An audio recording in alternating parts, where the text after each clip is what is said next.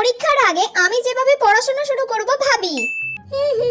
এই মানা, তোর না পরের মাস থেকে এক্সাম, তুই এখনো ফোন নিয়ে ঘেটে যাচ্ছিস? পরীক্ষার তো এখনো 1 মাস বাকি, তাই এত তাড়াতাড়ি থেকে আমি পড়াশোনা শুরু করে কি করব? পরীক্ষার আগে তো আমি আবার সবকিছু ভুলে যাব। তাই দরকার নেই, পরীক্ষার 1 সপ্তাহ আগে থেকে আমি পড়াশোনা শুরু করলেই যথেষ্ট। তখন থেকে পড়লে আর কোনো অসুবিধাই হবে না, আর আমার সবকিছু কি রে, মনেও কিছু থাকবে। বলবি তো? হ্যাঁ মা, আমি পড়াশোনা করছি আর আমি ভালোভাবেই পরীক্ষায় পাশ করে যাব। পরীক্ষার আগেও এই মেয়েটা সব সময় ফোন নিয়ে ঘাঁটছে। এখনো তো পরীক্ষার মোটামুটি 1 সপ্তাহ বাকি আছে, আর 1 সপ্তাহের মধ্যে আশা করি আমি সবকিছু করে ফেলতে পারবো। এত আগে থেকে পড়ার কোনো দরকার নেই।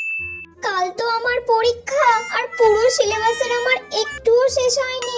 রিভিশন তো অনেক দূরের কথা। এবার কি করব আমি কিছুই বুঝতে পারছি না। না পড়তে হবে আমাকে এক্ষুনি।